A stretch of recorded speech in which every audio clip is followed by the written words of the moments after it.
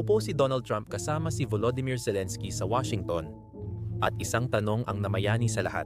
Dapat na bang ipatupad ng kanluran ang no-fly zone sa Ukraine? Matagal nang hinihiling ni Zelensky ang proteksyon laban sa mga misil at drone ng Russia na sumisira sa mga sibilyang lugar gabi-gabi. Hindi nagbigay ng tiyak na sagot si Trump. Inilutang lang niya ang ideya. Pinanood ang mga reaksyon at iniwang bukas ang posibilidad. Sa likod ng mga kamera, hindi lang ito tungkol sa Ukraine kundi sa pagtatakda ng hangganan sa himpapawid na posibleng magdulot ng digmaan sa buong mundo. Para kay Zelensky, kaligtasan. Para kay Putin, pang-udyo. Si Trump naman, nilalaro ang magkabilang panig. Sa video na ito, pag-uusapan natin kung bakit paulit-ulit bumabalik ang ideyang ito at kung bakit hindi ganoon kasimple ang solusyon. Matagal nang mainit ang debate sa no-fly zone na ito simula noong sumalakay ang Russia noong 2000 at 22. Nananatili itong mainit na paksa sa pandaigdigang politika. Para malaman bakit laging lumalabas ang ideyang ito, balikan natin ang pinagmulan nito. Hindi noong 2000 at 22 nang sinalakay ng Russia o noong 2000 at 14 nang nakuha ang Crimea. Pero noong 1994 nang gumawa ng desisyon ang Ukraine na hanggang ngayon ay may malaking epekto sa lahat ng bagay. Noong panahong iyon, kakalaya lang ng Ukraine mula sa Soviet Union. Sa paghihiwalay, minana nito ang napakalaking imbakan ng mga sandatang nuklear. Pinag-uusapan natin ang mahigit 1,900 strategic warheads, kaya naging ikatlong pinakamalaking nuclear power noon. At gaya ng inaasahan mo, sapat na ang lakas na iyon para takutin ang kahit sino. Noong panahong iyon, ayaw ng mundo ng mas maraming bansang may nuklear. Kaya kusang pumirma ang Ukraine sa Budapest Memorandum noong Disyembre 5, 1974. Ayon sa kasunduan, isusuko ng Ukraine ang lahat ng sandatang nuclear bilang kapalit. Nangako ang Estados Unidos, ang United Kingdom at Russia na panatilihing ligtas ang Ukraine, igalang ang mga hangganan ng Ukraine at protektahan ang kanilang seguridad. Sabi nila, makikialam sila kapag may nagbanta o gumamit ng dahas sa Ukraine. Mukhang matibay ang kasunduan. Isuko ang mga nuklear. Makakakuha ng mga garantiya ng kaligtasan. Noong 1976 tinanggal ng Ukraine ang lahat ng sandata at ang iba'y napunta sa Rusya para sa mga planta ng kuryente. Ngayon, tila walang halaga ang pangakong iyon para sa maraming Ukranyano. Sinakop ng Rusya ang Crimea noong 2014 at naglunsad ng malawakang pananakop noong 2022 nilabag ang kasunduan. Nagpadala ang United States at United Kingdom ng pera at armas, ngunit hindi ito sapat na depensa. Inasahan ng Ukraine na ang pera at tulong ay makakapigil sa pagpatay sa kanilang mamamayan, na sanay na iwasan kung napanatili nila ang kanilang mga sandatang nuclear. Mahigit 13,800 sibilyan ang namatay mula simula ng pananakop, kabilang ang 286 na napatay noong Hulyo 2000 at 25 pinakamarami sa mga nakaraang buwan. Mga totoong tao, pamilya, bata, at lolo't lola ang nadamay sa digmaang sinabi sa kanila na hindi mangyayari. Ang nabigong pangakong ito ang dahilan kung bakit patuloy na humihiling ang Ukraine ng mga bagay tulad ng no-fly zone. Pakiramdam nila ay pinagtaksilan sila. At bawat misil na bumabagsak sa Ukraine ay nagpapalalim sa kanilang sugat. Mula pa sa simula ng digmaan noong 2000 at 22 ilang linggo lang matapos pumasok ang Rusya, patuloy nang isinusulong ni Zelensky ang no-fly zone. Nag-video call siya sa mga leader sa buong mundo. Hinihiling na isara ang kalangitan.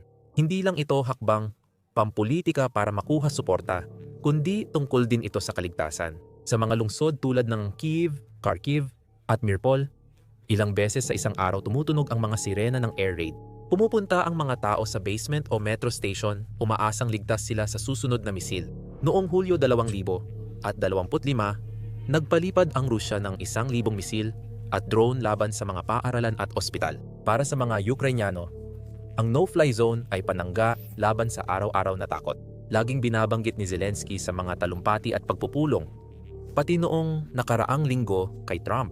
Ayon sa survey sa Ukraine, higit 80% ng tao gustong mas matinding aksyon mula kanluran. At para sa marami, ang pagsasara ng himpapawid ang pinakamatinding palatandaan na nagmamalasakit ang mundo. Isa itong simbolo ng proteksyon. Kung kulang ang salita at parusa, may estratehikong bahagi rin ang gawaing ito.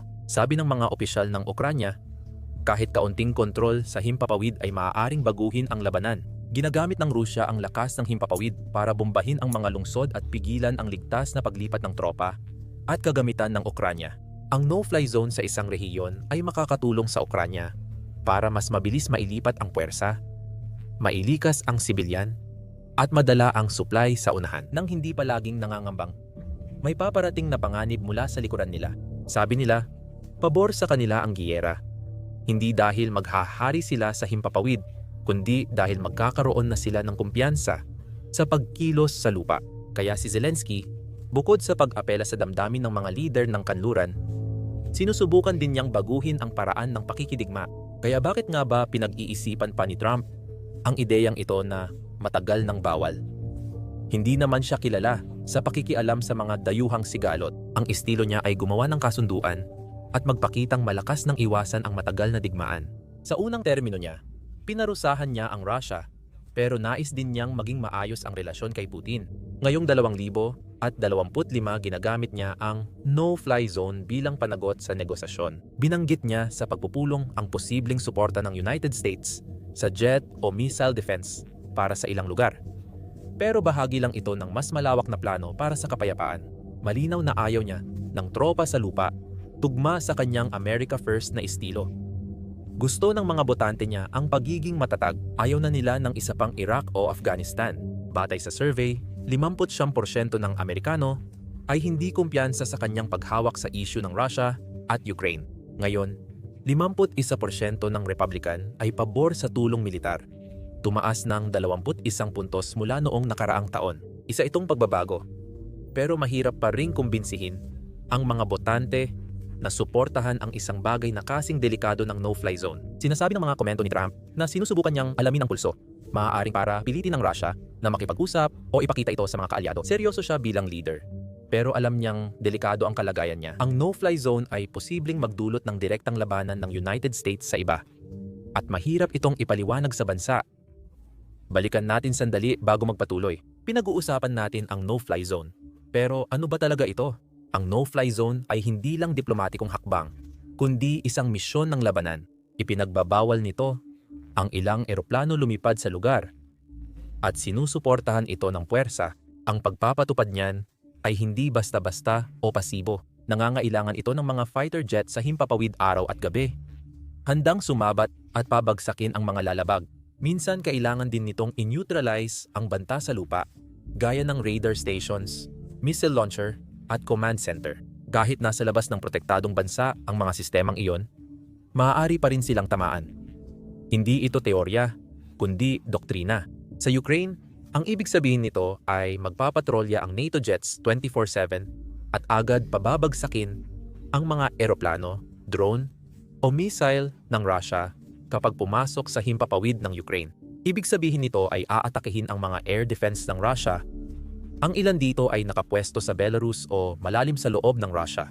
Hindi lang ito tungkol sa pagprotekta sa mga sibilyan, kundi tungkol din ito sa direktang pakikidigma laban sa mga puwersa ng Russia. Mapanganib na usapin ito na halos nauuwi na sa digmaan. Kung mangyari ito, hindi ito ang unang beses na nagpataw ang Amerika ng no-fly zone at ipinagtanggol ito. Isipin ang Iraq pagkatapos ng Gulf War. Mula 1,900, 2,000-3,000 misyon ng United States at kaalyado ang ginawa para pigilan si Saddam Hussein na bombahin ang sarili niyang mga tao.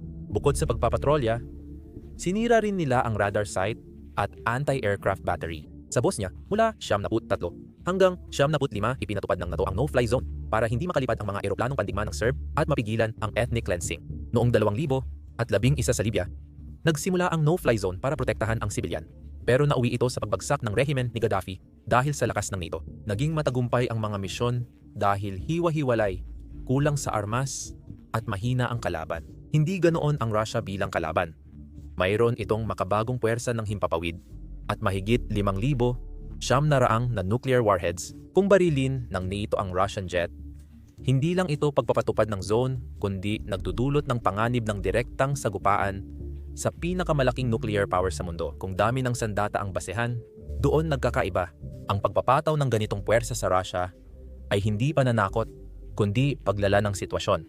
At dito tayo dadalhin sa dahilan kung bakit halos imposibleng may ipatupad ang isang no-fly zone sa ibabaw ng Ukraine. Isipin mo, mga jet ng NATO ang nagbabantay sa kalangitan ng Ukraine at binabantayan ang eroplanong Ruso na lumampas sa hangganan. Pinabagsak nila ito. Ano na ngayon? Hindi palalampasin ng Russia iyon. Maaaring gumanti sila, tulad ng pag-atake sa base ng NATO sa Poland o pagpapadala ng sarili nilang jet para hamunin ang mga nagpapatrolya. Bigla, hindi na lang ito Ukraine at Russia, kundi NATO laban sa Russia. At ibang-iba na ang laban na iyon. Parehong may sandatang nuclear ang dalawang panig na kayang lipulin ang mga bansa sa ilang minuto. At posibleng gamitin ito ng Russia. Sinabi ni Putin na ang no-fly zone ay itinuturing niyang kilos ng digmaan. Noong 2022, nagtalumpati siya na ang sino mang magpatupad nito ay ituturing na kalaban na may mataas na panganib. Sa kasaysayan, noong Cuban Missile Crisis 11 na 662 muntik nang mapasabog ang United States spy plane na halos magdulot ng pagpapalipad ng nuclear missile. Halimbawa, noong 1983 sa Able Archer exercise, napagkamalan ng Soviet Union na totoong pag-atake ang NATO drill at inihanda ang kanilang nuclear na armas. Isang maling hakbang ngayon, gaya ng maling pagpapatama ng piloto, pwedeng magdulot ng tuloy-tuloy na problema. Alam ito ng mga leader. Kaya naman sobrang maingat sila. Walang may gustong magdulot ng pandaigdigang sakuna dahil lang sa galit ni Putin. Ipinapakita ng kasaysayan na mabilis lumala ang mga bagay kahit walang pananakop. Noong digmaang Koreano, noong 1950s, naglaban ang mga piloto ng United States at Soviet sa himpapawid ng Hilagang Korea kahit hindi opisyal nakasali ang Unyong Soviet. Nagpabagsak ang mga eroplanong Amerikano ng maraming Soviet MiG at gumanti ang mga pilotong Soviet na nakasuot ng unipormeng Chino.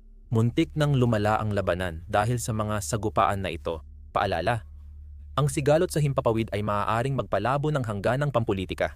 Sa kaso ng Ukraine, hindi nagkukunwari ang mga pilotong Ruso. Dala ang sariling watawat, lumilipad ayon sa utos, at sumusunod sa Moscow.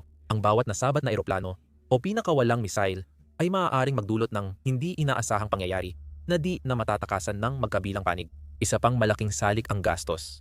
Kaya naman, hindi magiging mura ang pagkakaroon ng malawak na depensa. Tantiya ng military analysts, 580 sorties kada araw ang kailangan para sa no-fly zone sa Ukraine. Depende sa galaw ng Russia. Hindi lang iilang jet kundi daan-daang eroplano, airborne warning and control system surveillance planes, refueling at electronic warfare platforms, escort fighter. Lahat tuloy-tuloy ang operasyon. Libo-libong tauhan ang kailangang ipadala sa regional base. Suportado ng logistics hub para sa gasolina, maintenance, at bala. Ayon sa ilang defense experts, lampas 10 bilyon kada buwan ang gastos. Hindi pa kasama ang pagkalugi kapag may bumagsak na eroplano. Sa paghahambing, ang operasyon sa Libya na mas maliit at hindi kasing hirap ay umabot ng mahigit 11 bilyon sa ilang buwan lang. Mas mahirap ang labanan sa Ukraine dahil sa integrated na depensa sa himpapawid, labanan sa ere, at lakas militar. Hindi ito basta pagroronda sa disyerto. Ito ay paglipad tungo sa labanan. May legal na problema rin. Kadalasan, kailangan ng pahintulot mula sa United Nations Security Council ang isang no-fly zone. Pero permanenteng miyembro ang Rusya na may kapangyarihang magveto. Agad nila itong pipigilan. Kung walang suporta ng United Nations, pwedeng makita ang NATO na lumalabag sa international na batas kahit na nagliligtas ng buhay. Sa Libya, pinayagan ng United Nations. Pero magulo pa rin sa Iraq at Bosnia. Ginawa ito ng walang pahintulot ng United Nations at tinawag na makataong intervention para sa Ukraine. May nagsasabing sapat na ang mahigit 49 na libong nasawing sibilyan mula 2,000 at 22 para baguhin ang mga patakaran. May nagbababala na baka magmukhang masama ang NATO at mapalakas ang propaganda ng Russia. Mahirap ang desisyon na ito. Pipiliin bang iligtas ang tao ngayon o hayaang lumaki ang problema sa hinaharap? Kung walang legal na basehan, pwedeng ituring ng Moscow na pananakop ng kanluran ang anumang aksyon. Kahit na ang layunin ay purong depensibo, nariyan pa rin ang katotohanang hindi nagkakaisa ang NATO. Ang alyansa ay may 31 miyembro at hindi pare-pareho ang pananaw nila tungkol dito. Ang Polonya, Lithuania at Estonia ay pursigidong nagtataguyod ng mas mahigpit na aksyon. Malapit sila sa Rusya kaya araw-araw nilang ramdam ang banta. Tumanggap ang Polonya ng mahigit 3 milyong Ukrainian refugee mula 2,000 at 22 at nakita na nila ang mga misil ng Rusya na bumagsak malapit sa kanilang hangganan. At minsan ay sa kanilang himpapawid. Nais nila ng mas maraming armas at posibleng suporta sa himpapawid para pigilan ang Rusya. Pero ang mga mas malalaking bansa tulad ng Alemanya at Pransya, nagdadalawang isip sila. Nag-aalala sila kung ano ang magiging epekto ng mas malawak na digmaan sa kanilang mga ekonomiya. Noong 2022 nang bawasan ng Rusya ang gas, tumaas ang presyo ng enerhiya sa Europa. Umabot ang natural gas sa 300 kada megawatt hour 3 beses sa dati. Kung maglabanan, baka mas malaki pa ang epekto kaysa sa labanan mismo. Nagpadala ang Alemanya ng tangke at depensa sa himpapawid, pero mabagal silang magdesisyon dahil ayaw nilang masangkot sa labanan. Maraming sinasabi ang Pransya sa pagsuporta sa Ukraine, pero hindi nila sinuportahan ang no-fly zone sa NATO summit sa The Hague noong Hunyo 2025. Nagkasundo silang ipagpatuloy ang pagbuhos ng pera sa Ukraine, mga 50 bilyong euro noong 2024 at may isa pang malaking package na nakatakda para sa taong ito. Sa kabila nito, umiwas pa rin silang bigyan ng buong pagiging miyembro ang Ukraine. Ipinapakita nito ang pagkakahati, may ilang bansa na gusto nang ibuhos lahat, habang ang iba naman ay nais panatilihing bukas ang pinto para sa pag-uusap sa Russia. Isa pang anggulo na dapat isaalang-alang sa buong sitwasyong ito ay kung paano ito tinitingnan ng Ukraine sa pananaw na psikolohikal. Ang no-fly zone ay tungkol sa kaligtasan. Ito ang kaibahan ng pamilyang natutulog ng ligtas at nang tumatakbo sa silungan tuwing umuugong ang sirena ng madaling araw. Para sa Russia, ito'y issue ng pride at takot. Ipinapakita ng Kremlin sa mga tao na pinapahiya o winawasak sila ng NATO. Hindi lang ito propaganda. Ginagamit nito ang totoong takot sa pagkakakulong na kinatatakutan ng Russia mula pa Cold War. Ang mensaheng ito ang nagpapanatili ng mataas na suporta kay Putin kahit na tumatagal ang digmaan. Ang state media doon ay paulit-ulit na binibigyang diin ang mga puntong ito at epektibo ito. Ipinapakita ng mga survey na mga 70% ng mga Russian ang patuloy na sumusuporta sa digmaan. Bahagi na rin dahil nakikita nila ito bilang pagtatanggol sa sarili nilang bansa. Ang pagpapatupad ng no-fly zone ay lalo pang magpapalakas sa kwentong iyon at mas palalakasin pa ang panig ni Putin sa sariling bayan. Iisang ideya, pero magkaibang realidad depende sa pwesto mo. Ito ay nagsisilbing paalala na sa isang banda, ang debating ito ay hindi tungkol sa tama o mali, kundi kung paano tinitingnan ng mga tao ang kanilang sariling kaligtasan. Kaya kung masyadong delikado ang no-fly zone, ano pa ang pwedeng gawin? Isang opsyon ay bigyan ng mas maraming kagamitan ang Ukraine para maprotektahan ang sarili nito. Gumalaw na ang kanluran tungkol dito. Noong 2025, nakuha ng Ukraine ang unang F-17 fighter jets matapos ang ilang taong paghingi. Ang mga eroplanong ito, kasama ng mga espesyal na sasakyan para ilipat at itago ang mga ito, ay nagbibigay sa Ukraine ng paraan para labanan ang mga pag-atake ng Russia mula sa himpapawid. Ang mga advanced na air defense system tulad ng Patriot ay nakapagpabagsak na ng daan-daang mga misil. Ayon sa mga ulat, napigilan nila ang mahigit 80% ng mga banta sa ilang lugar. Malaki rin ang pagtutok ng Ukraine sa paggamit ng mga drone. Nabuo nila ang hukbo ng drone na tumama sa mga target ng Russia tulad ng oil refinery na daan-daang milya ang layo. Ang pagbabagong ito patungo sa sariling kakayahan ay gusto ng kanluran at nakakatulong ito sa Ukraine nang hindi inilalagay sa panganib ang mga piloto ng NATO. May tahimik na pagbabago sa pakikidigma na lubos ding binabago ang konsepto ng no-fly zone. Ukraine at Russia ay naglalaban sa pinakamalaking drone war sa kasaysayan. Daan-daang murang quadcopter, long-range na drone, at suicide drone ang lumilipad araw-araw para sa mga misyon sa magkabilang panig. Hindi na lang sila pang reconnaissance. Sila na ang Air Force at mahirap pigilan. Ang mga tradisyonal na no-fly zone ay ginawa para pigilan ang mga fighter jet at bomber, hindi ang mga kumpol ng drone na ilang daang piso lang ang halaga at lumilipad sa ilalim ng radar. Maaaring ito ang unang digmaan na ang kontrol sa himpapawid ay hindi sa jet, kundi sa jamming station, electronic warfare units, at drone laban sa drone na labanan. Nagbago na ang labanan kaya maaaring hindi na angkop ang dating mga patakaran. Isa pang ideya ay ang limitadong no-fly zone, marahil para lang sa makataong dahilan, gaya ng mga air corridor para protektahan ang paghahatid ng tulong o paglikas. Hindi ito ganap na pagsasara ng himpapawid, kundi piling ruta lang na ligtas para sa paglipad ng eroplano para maghatid ng pagkain o magsagip ng tao. Ginamit na noon ang makataong corridor, pero laging manipis ang pagitan ng proteksyon at tensyon. Sa Syria, gumawa ng pansamantalang air corridor para magbagsak ng pagkain sa mga napalibutang lungsod ayon sa internasyonal na kasunduan. Kahit noon, pinaputukan ng rehimen at rebelde sa Ukraine ang mga eroplano. Maaaring kabilang sa makataong koridor ang air routes na binabantayan ng drones o sinasamahan ng cargo planes na nagdadala ng tulong sa matinding na apektuhang lugar gaya ng Kherson o Zaporizhia. Delikado pa rin ito kahit papaano dahil maaring ituring ito ng Russia bilang isang hamon. Pero mas maliit ang posibilidad na magsimula ito ng ganap na digmaan. May ilang panukala na nagsasama ng magkatuwang na pagpapatupad, marahil kasama ang mga neutral na bansa tulad ng Switzerland o mga peacekeeping air wing ng United Nations, ngunit kadalasan ay natitigilan ang mga ideyang ito sa negosasyon. Posibleng hamunin ng Russia ang airspace sa pag-jam ng Global Positioning System signal o paglapit ng delikado para makita ang reaksyon. At kahit isang pagkakamali lang, kahit isang drone lang ang mapabagsak, maaaring agad nitong tapusin ang operasyon sa magdamag. Para sa marami sa Ukraine, mas okay nang sumubok kaysa walang gawin. Maaaring hindi mailigtas ng limitadong air corridors ang buong bansa, pero maaari nitong mailigtas ang mga buhay sa mga lugar na pinakamatindi ang tama. Susunod, may pangmatagalang paraan. Seguridad na hindi kailangan ng labanan. Maaaring mga hulugan ito ng mas maraming pagsasanay para sa mga puwersa ng Ukranya, mas malalaking pakete ng tulong o mga kasunduan na nangangakong magbibigay ng suporta. Dahil walang pagiging miyembro ng NATO sa 2024 pumirma ang United States at iba pa ng mga kasunduan para magbigay ng bilyon-bilyong halaga ng armas at pagsasanay sa susunod na dekada. Hindi ito ang no-fly zone na gusto ng Ukranya, pero ito ay isang bagay na maaari nilang pagbatayan. Ang problema, gusto ng Ukranya ng higit pa sa mga pangako. Gusto nila ng aksyon ngayon, hindi sa loob ng 10 taon.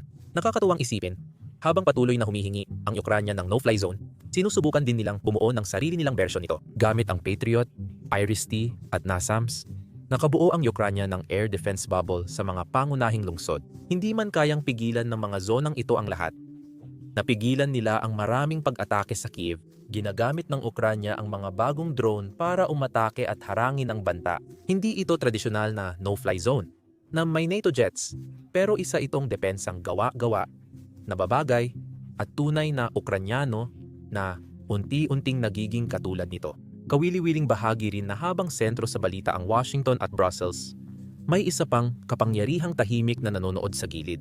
China, sinubukan ng Beijing na maglakad sa maingat na linya, nananawagan ng kapayapaan, nagbibigay ng malabong diplomatikong suporta, at patuloy na nakikipagkalakalan sa Moscow. Kung kikilos ang NATO para ipatupad ang no-fly zone sa Ukraine, maaaring mawala ang kanilang balanse.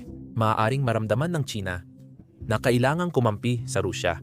Kahit sa pahayag lang, maaaring dumami ang military drills sa Pasipiko, pinalawak ang kooperasyong teknolohiya, o kasunduang pang-ekonomiya para pahinain ang epekto ng parusa ng kanluran.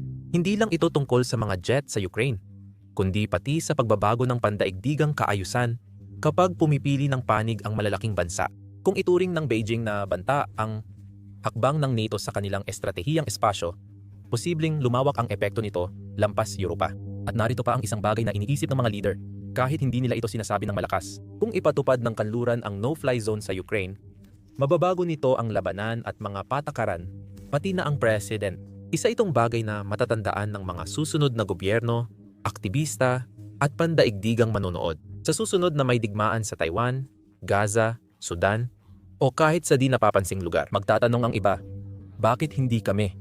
Bakit naging karapat dapat ang Ukraine sa panganib, mga jet, at paglala ng sitwasyon? Hindi ganoon ang krisis natin, kahit may tensyon sa Iran at Israel.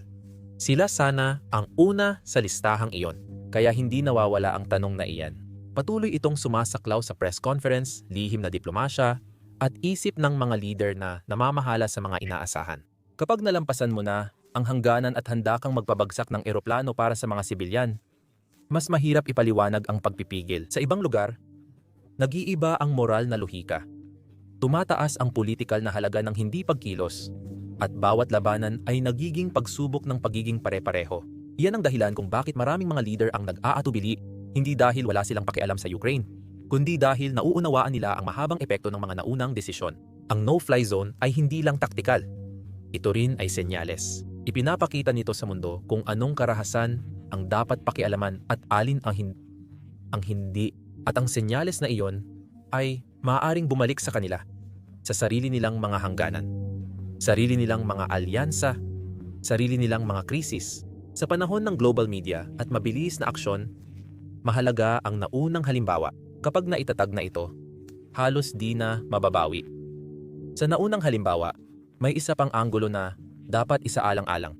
Seryoso ang mga dahilan kung bakit tinanggihan ang no-fly zone sa Ukraine.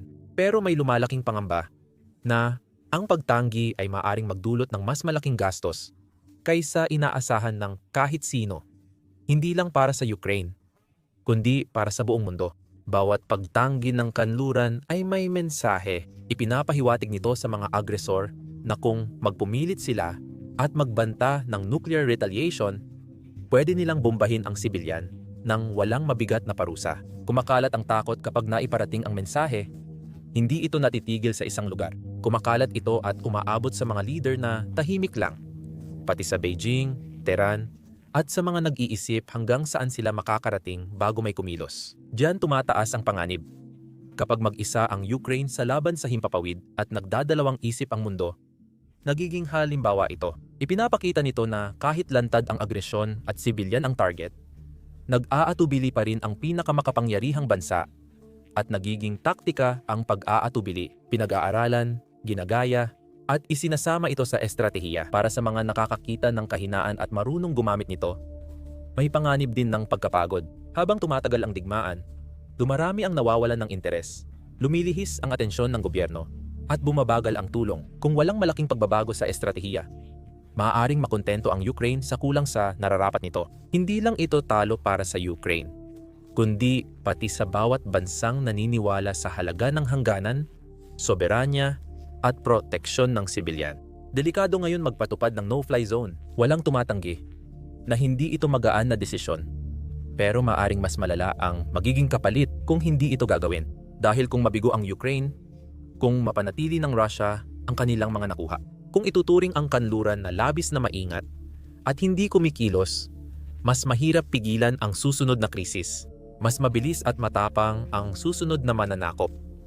At hindi lang ito tungkol sa Europa. Kung uumatras ang NATO sa Ukraine, ano ang mangyayari kung humingi ng tulong ang Taiwan? Ano ang mangyayari kapag may ibang bansa na makakaranas ng mga pag-atake ng misil at humingi ng proteksyon?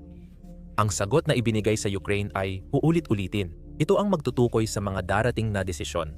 Maaaring mapatatag o masira ang tiwala. At kapag ito'y nawala, humihina ang alyansa, nawawala ang pananakot, at nagiging mas delikado ang mundo. Iyan ang dahilan kung bakit may ilang mga leader na naniniwala pa rin na dapat isaalang-alang ang no-fly zone. Hindi dahil gusto nila ng digmaan, kundi dahil gusto nilang pigilan ito. Minsan, mas mababa ang panganib ng pagkilos kaysa sa hindi pagkilos.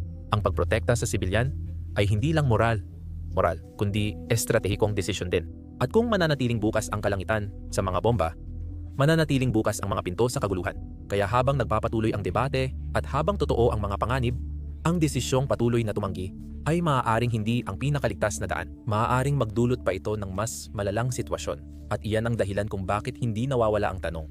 Dahil sa huli, hindi lang ito tungkol sa Ukraine, kundi tungkol din sa kung anong klaseng mundo ang handa nating tirhan ngayon. Noong Agosto 2025, lumabas sina Trump at Zelensky na may ngiti at usapang seguridad. Ngunit walang matibay na pangako tungkol sa no-fly zone. Nangako ang mga Europeo ng dagdag na pondo at nagbigay ng pahiwatig si Trump tungkol sa air defenses o limitadong suporta sa himpapawid bilang bahagi ng kasunduang pangkapayapaan. Pero lahat ito ay malabo. Iyan ang sentro ng debateng ito. Ang no-fly zone ay parang proteksyon, pero isa rin itong pang-uudyok. At minsan, pareho itong totoo ng sabay. Ito ang dahilan ng pagkaparalisa ng mga pinuno ng mundo at kung bakit laging pinag-uusapan ngunit di naisa sa katuparan. Para sa Ukraine, mahalaga ang ideyang ito para mapanagot ang mga kaalyado at ipaalala ang mga naputol na pangako noong 1994. Para sa kanluran, ang pagpipigil ay tungkol sa pag-iwas sa sakuna na maaring lamunin ang lahat. Minsan, ang pinakamatalinong galaw ay yung hindi mo ginagawa. Isa sa mga problema sa paggawa ng ganitong video na nagpapakita ng maraming drone strike kahit walang nasasaktan ay truncated as required. Karaniwan, dinidemonetize or nililimitahan ng YouTube ang mga video namin. Nitong nakaraang linggo, 4 na video ukol sa digmaan ang dinemonetize nila. Ang pagpapakita ng mga drone strike or kahit footage mula sa frontlines ay hindi kaaya-aya para sa mga advertiser, kaya nililimitahan ang mga video. Ganito ang realidad ng makabagong digmaan na kinakaharap at nilalampasan ng Ukraine. Naniniwala kami na mahalagang maipakita ito kaya inilunsad namin ang Basics Insider na plataforma. Ginawa namin ito mula simula kaya wala kaming limitation. Hindi namin kailangang i-blur ang aming drone strike, hindi namin kailangang i-blur ang aming mga footage sa frontline, at hindi rin namin kailangang i-blur ang mga base ng himpapawid ng Russia na nasisira. Wala rin kaming patalastas sa site kaya hindi namin kailangang i-censor ang sarili namin kahit hindi gusto ng mga advertiser ang mga balita namin. Hindi namin pinopondohan ang site sa pamamagitan ng mga patalastas, pinopondohan namin ito sa pamamagitan ng inyong suporta. Kung interesado ka sa ganitong balita at gusto mong mapanood ang aming hindi na censor na videos at bonus content na hindi namin ma-upload sa YouTube, sumali ka sa amin sa basicsinsider.com. Pwede mo ring i-click ang link sa description or i-scan ang QR code sa screen. Sa pagsali, mapapanood mo lahat ng na-upload at mga magiging video namin. Susuportahan mo rin ang aming coverage at channel, kaya salamat. Ako si Sam, magkita tayo sa susunod.